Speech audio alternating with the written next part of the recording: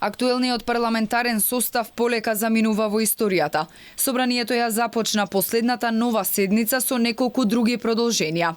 Според Уставот, парламентот не е распуштен и останува во постојано заседание, бидејќи ни предстојат редовни избори.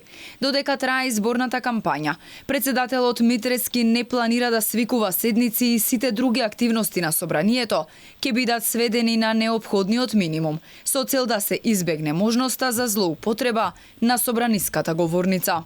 Најдоцна до 28 мај треба да биде свикана конститутивната седница на идниот парламентарен состав, согласно новиот деловник на собранието. Седницата ќе трае најмногу 3 дена, а треба да ја свика собранискиот спикер.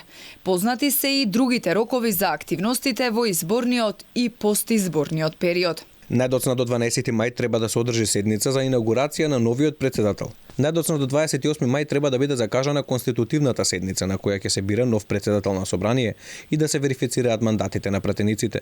На последната нова седница во Законодавниот дом беше изгласана декларација на одбележувањето на 4-та годишнина од членството на Македонија во НАТО, кое државава ја чинеше промена на уставното име против волјата на граѓаните.